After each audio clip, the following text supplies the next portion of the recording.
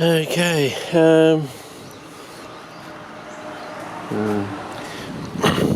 as you can see, we've just had one major development.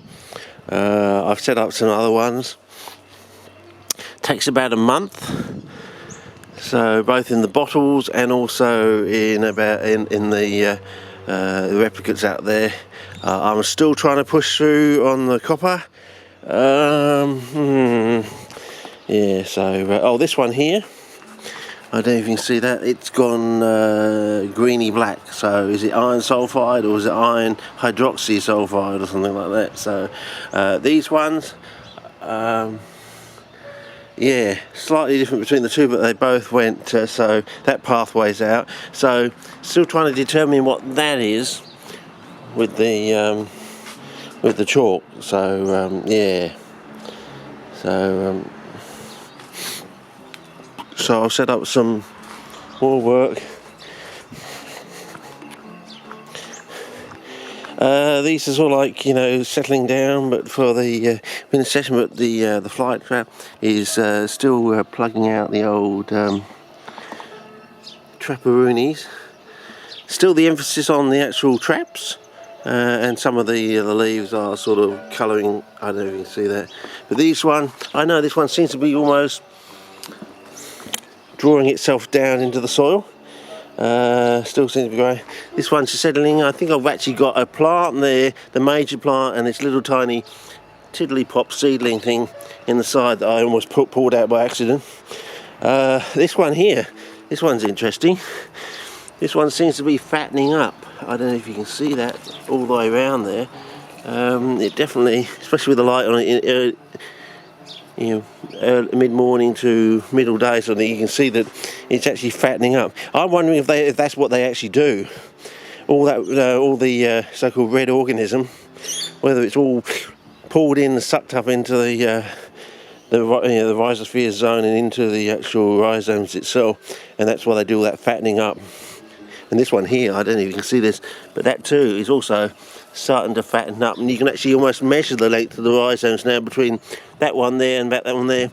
It's about 1.5 inches. Well, this one, as you can probably see, it's a nice picture, but it's a bit light and it's not that big. But the fly trap here, oh, it's starting to look, as I say, it just looks like wild stuff, you know, general wild stuff. So this one is also fattening up now, so you know, give it 3 months of our wet, and it should fatten up. Anyway, back to normal focus. Here, I'm pushing it, fellas, but you know, trying out. I first tried that one. It wasn't good the first time around. Second one I had to go. Third one, but the what do you call this stuff here? Asparagus cuttings I put in there, they you know, I mean, I know that asparagus is a salt tolerant plant, but I put some other stuff in there, one in there, and they all seem to be quite coping with it. So you never know, I might get some asparagus cuttings out of it. But yeah, I'll keep pushing forward. But I'm certain. Okay, let's go back a few steps. The reason we're trying to get the copper into the formula is that the copper will actually allow and grow penicillium, and of course penicillium precedes generic australis, which is our you know, generic ensheathing mycorrhiza, which ensheathes the root run. And so the idea is you grow the penicillin, then it generates, you know, drives the generic australis, which will ensheathe the roots, and all the red organism will then somehow magically, in quotes, biologically, be forced into like a symbiotic relationship, and it'll accumulate in the roots, surrounded and sheathed and protected by the generic australis, generic mycorrhizae, which in other words, when you get the conditions right, it will just grow, sort of thing. But it sheathes. It's not very. It's very general, not specific, sort of thing. That's why it's generica australis, whereas most other mycorrhizae and are very specific to their particular species or subspecies, whereas this is a very general one, and probably is the one that does quite a lot of the Australian native plants. It's just getting that sort of copper angle in there. And of course, they had Howard Floor, you know, that nickel is a little bit better at helping penicillium to actually grow. Would have been great for him to know that during the wartime. I don't know if he actually did or not, but you know, he had that. It's even better than copper for generating penicillium. So there's probably another serpentine connection there, sort of thing. But anyway, getting some dubious data back from some of this stuff, so still quite work out what's actually going on there. So I reckon they will come back, and they seem like this one here, which is just the standard control one. That's coming back now, and basically 1 month. Basically, they sort of meander around for about a month, and then they sort of come back, sort of thing. So getting some coloration on this one. Don't know if we're going to get some bluing on that one. Might be good to keep that one in the back of your mind, sort of thing. See if we can actually get some glauctivity. But as I said, I think I've got to crack the copper. I don't know. It's harder than you think, fellas, but I think we might actually get there. But as I said, I've set up some more work out here and banging away as you do. Right towards the end of the season, going into from the dry into the wet. The only thing I can really say about this stuff is when it grows, it really grows and stabilises in the medium. So like this one here, months sort of thing. It goes all the way down the pot. Same with those ones, months in the pot. So when you actually get it growing, so I'm assuming this one here is actually going to, stay like that. Having said that, the other end of the story, we sort of found that the organism doesn't seem to want to grow or shies away when we get down to the magic 8 degrees. So if that's going to happen, we haven't quite got there at night time yet, but whether that's going to put a lean on some of these other experiments I've set up late in the season, they're not actually quite going to get there. So I'm not going to get the data back I want until the weather warms up. I don't know. Again, does the organism shy away and go into the roots and is protected by the mycorrhizae? And that's why all these roots things fatten up during the wintertime, ready to burst forth in the spring. So basically, your major growth is actually coming during the wet. When you think the plants are dormant, they're actually growing their rhizomes and their roots under the soil surface at a much faster rate than probably the growth during the growing season. It's just you don't see it, you don't really know it, because it's somewhat clandestine or hidden. But it only really happens if you've actually got the organism initially in the soil during the dry or our growth season, and then it disappears from the soil, I suppose, into the root system during the wet or our winter sort of thing. And that's when you get most of the major root growth, which then drives the foliage growth the following season.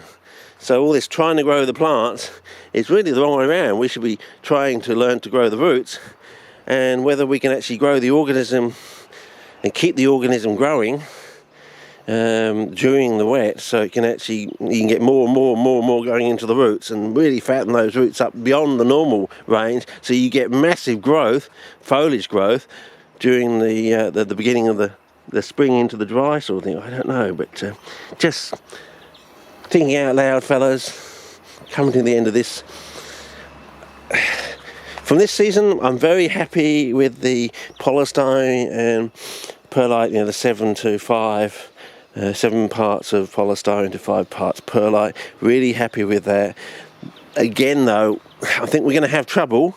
This is 50-50 sand and polystyrene. The idea of mixing that ratio with that, I don't think it's going to work, fellas. In other words, having basically 2 parts polystyrene, 1 part sand and 1 part perlite, I don't think it's the way to go. It's a false sort of logic sort of thing. I think you're probably going to have 1 part perlite, 1 part polystyrene and 2 parts of sand, I think. I think that's, or basically your 7 parts of polystyrene, your 5 parts of your perlite, and then 10 parts of sand, basically, if you want to keep it exactly the same sort of ratio sort of thing. I think that's going to be the way. Otherwise, you're going to end up with things like this. When with the one with the pure polystyrene, you have capillarity problems, and so on and so forth. So, just thinking out there loud. I don't know. As I said, this is probably one of the last clips I'm going to do, unless I really break something through right towards the end of the season, or see something really dramatic, or something really goes off majorly in one of these pots, and we go, ah, that's it, that's the end of the story, so that's it. We sort of, cracked it, sort of thing. Otherwise, I'm getting into basically filming for the coming the wets, basically, and I'm trying to get into 4K. And I've noticed on the very front cover of my little manual, it says down the bottom in very small writing that there's more detailed stuff on the thing in the computer, because I don't know, living in bloody Abbott land sort of thing, it would be nice to be able to sit in the lounge and have the stuff that I can read on my computer, driven out to the lounge room, so I can sit and read it in a nice relaxed state and take it in a much faster manner, rather than sit down in front of the computer in the computer room, and it's just a bit of a chore doing that. I'd rather, sit out in the lounge, read a bit each night and take it in much more better. But I think we're basically 20 years behind the rest of the world. Why can't you do that? Why can't you run something from your computer out to you through your TV screen in the lounge? I mean, surely, they're doing all this sort of stuff overseas. Is it just, we're just so far thanks to the King John Howard years, we're just so far behind the rest of the world. I've really got to work harder than I really have to, and I think that's probably it is. I'm going to have to work really harder than I really have to. And when we get to the final stage, we realise how much wasted work we've actually had to do to get to the. It's easier than you think, and it's just all these preconceived ideas and notions that are in books and stuff over the years. You've been told, you've read. And they've just steered you in all these wrong paths. There's also all this false misinformation that's been coming out of the commercial places. And again, that's been driving you down wrong paths that you didn't really have to go down. Misdirections and things like that. So, don't know, fellas. As I said, I think this season, the only thing I've got out of this season is I'm really happy that adding polystyrene to the perlite is better than just having perlite on its own. You were right about the perlite, it is better. Though I think I'm going to have to add the sand to that mixture in some sort of ratio, so we can have it on capillary matting. And as I suggested before, I'll probably be wanting to go to Hebel rather than these, which is not polyurethane, it's a urea formaldehyde foam. I got it wrong, remember, early on in the season. It's urea formaldehyde floral foam, Oasis, Smithers Oasis floral foam, made in South Australia, exported to the rest of the world. Fantastic. But I think I really want to go to more substantial things. So if my pots get massive, I go into like wheelbarrow size stuff with cephalotas and things like that, assuming that John Mignano comes through. I mean, why didn't he just say, no, I can't do it, it's a bad time in my life, I'm setting up my greenhouse maybe next season? I could accept that. Yeah, I could accept that. Well, I think really my beef isn't with John Mignano, my beef is with John Noyen, who's told John Mignano to give me a hard time, basically. So I think I may have to terminate my relationship with John Noyen, because I don't think getting someone I've known over the years for, 35 years, to give me a hard time. It's the person I've only known for, 5, maybe less than a decade, compared to someone I've known for 35 years. I know the person I should be blocking on Facebook, who's suggesting my older friend should be giving me a hard time. When I made a request and he didn't knock the request back, he didn't say, oh, sorry Richard, this is a bad time in my life. I've planned this greenhouse for 10 years, I want to build it this season. Next season I'll send you twice as much. I mean, I could accept something like that. I would accept that straight away. But anyway, looks like I'm going to have to be doing my own drawings for my thesis, I reckon. But, we'll get onto that probably in the next video. Have a good laugh. 5 minutes in front of the stove, cooking up spaggy bog and having a go at drawing for the first time in my life. Oh well, you'll have a laugh. Next video. Okay, see ya. Over and out.